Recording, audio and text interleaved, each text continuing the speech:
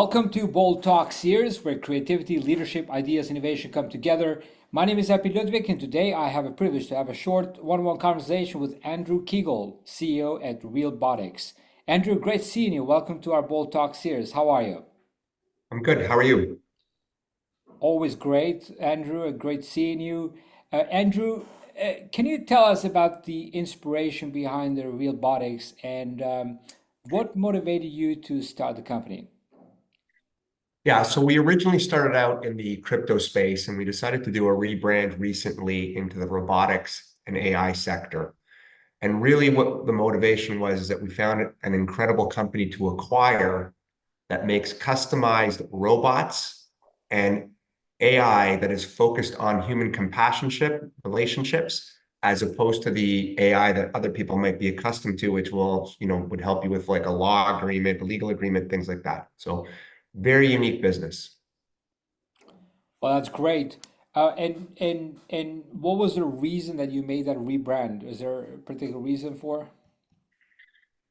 Yeah, I mean, the reason is that the previous business that we were working in had a lot to do with buying crypto and doing the process of staking. As the ETFs around the world started to emerge in Canada and in the United States, the need for what we were doing really wasn't there anymore. And so really this was about reestablishing ourselves in a new market with massive growth potential in an area that we found exciting. Nice, great. Now, Andrew, tell us a bit. So this Realbotix a rebrand that you're doing. What problem are you solving, and how are you different from other companies that are in the marketplace? So we are different than any other company in the world, and I'll tell you the problems that we solve. So number one, I'll walk through our product lines. There's three. We provide humanoid figures in silicone skin that are the most realistic in the world. Those are used by people who perhaps need companionship, are lonely. There's various use cases, and that business does 3 to 5 million in revenue annually.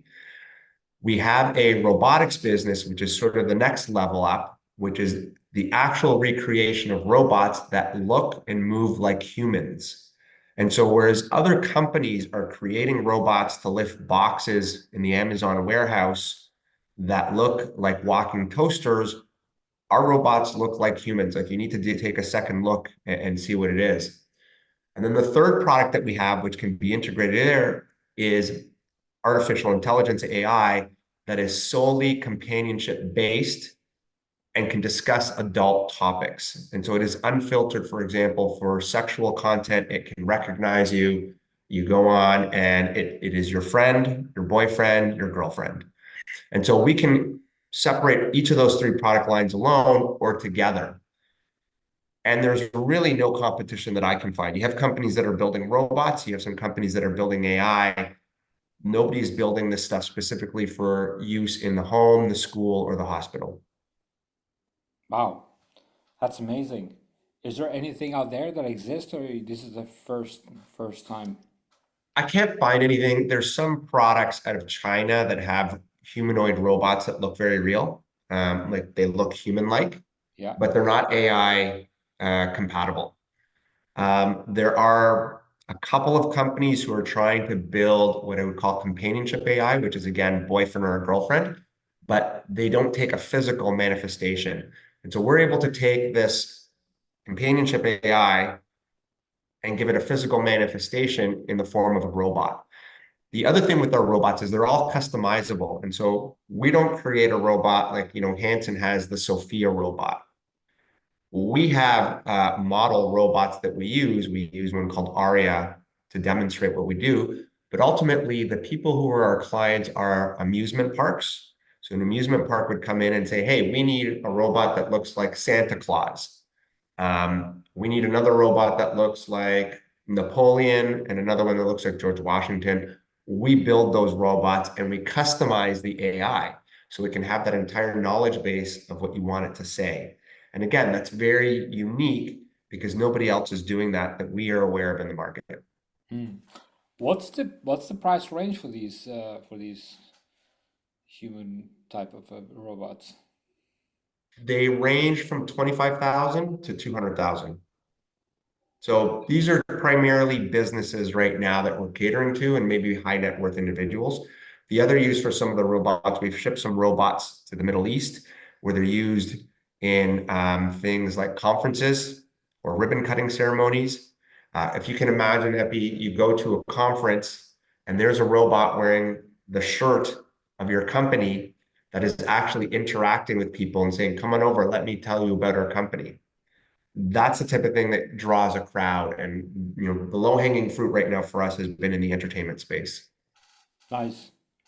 Have you done any of those shipments? Yes. Yeah, Nice. we've shipped a few robots to the Middle East.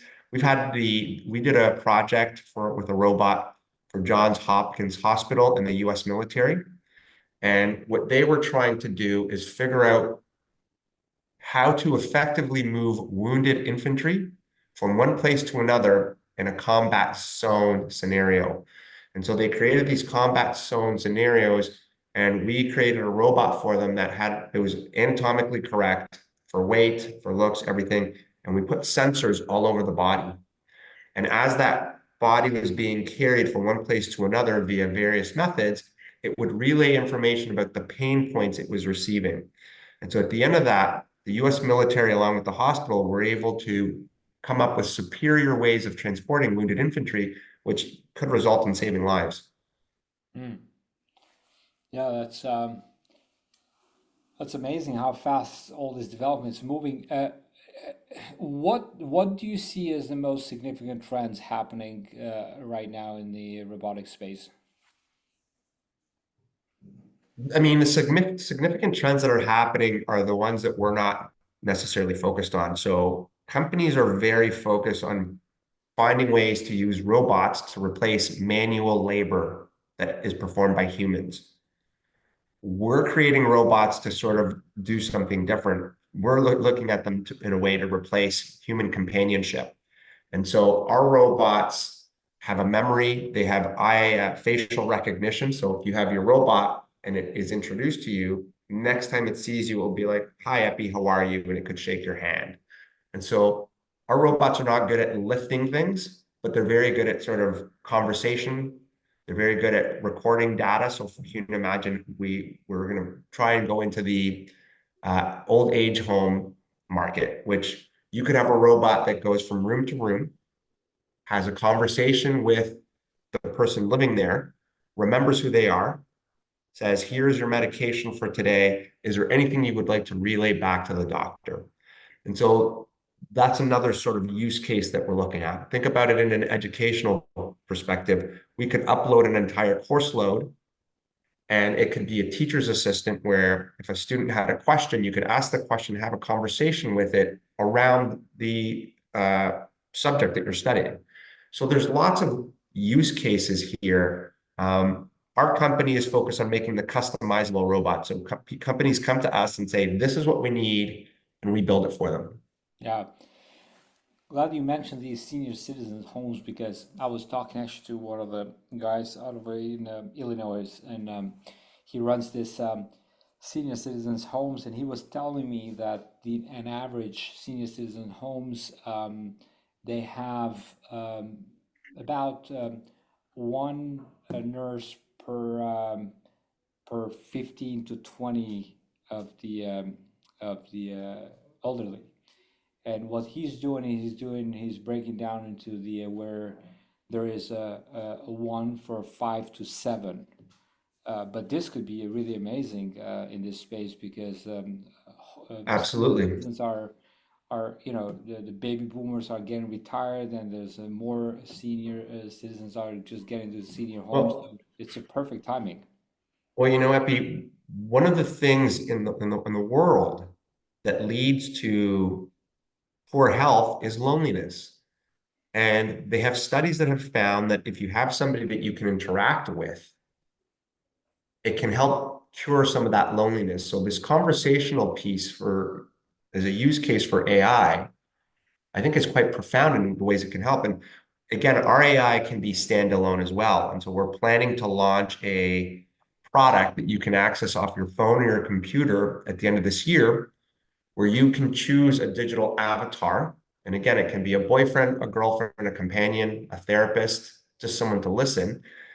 And that person will actually speak to you, recognize your voice, and recognize you. And you'll be able to develop a relationship with them off your computer or your phone. Wow. And what happens if you fall in love with it and then you have to replace them? Well, you don't have to replace them. You just have to keep paying the monthly fee to, but it's cheaper than a boyfriend or a girlfriend. Cheaper than keeping a real companion, huh? Yes. Oh man, it's a crazy world today. Uh, Andrew, what is your approach to failure? Obviously, you're trying new things all the time. Innovation comes by trying new things. What's your approach to failure, and how do you encourage risk taking? Right. So look, our business has always been focused on more speculative, newer industries. And so failure is definitely something there. My approach is you have to be ready to make a quick pivot. If something isn't working, I tend to really make those changes immediately. When you're dealing in a startup business and you only have a certain amount of capital available to you, sometimes it's not worth to sit and uh, let things play out for too long. I tend to do a lot of analysis, speak to a lot of people. And one of the things I think we've been good at in the past is identifying opportunities, but also identifying when opportunities have changed.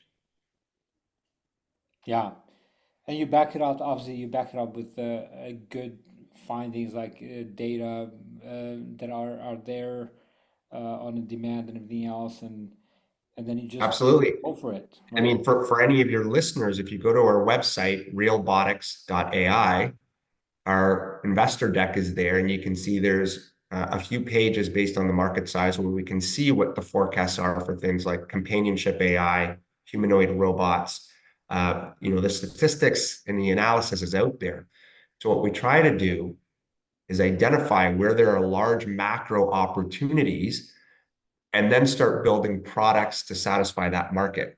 And again, with robotics and AI, a lot of these markets aren't developed yet. And so that's the risk is, Goldman Sachs can project this is going to be a $40 billion business in 5 years, but ultimately forecasts and predictions like that typically never come true exactly as planned.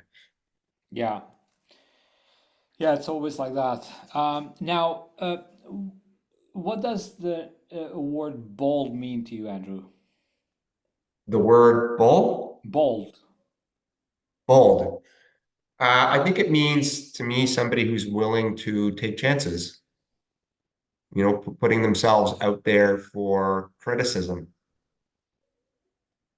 So not being afraid of criticism, just go all the way and be confident. Well, I mean, bold in a business sense could be some of the things that we're doing. We're out there trying to grow a robotics AI business, and I think that's we're not running a bakery or a real estate business. I think we're being bold by taking chances, and yeah, putting ourselves up for criticism. A lot of people don't necessarily understand this market, and some people don't believe in the market. And being bold, I think, is going against perhaps what people expect you to do.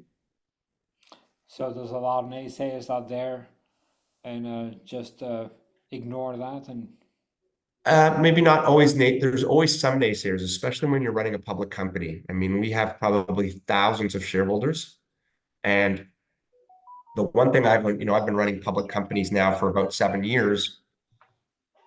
The one thing that I can tell you is there's always somebody out there that thinks that they could do things better. Every time I talk to, investors, that there's always a suggestion you should do this. And sometimes they're right. And I think being open-minded and listening to various points of view is helpful.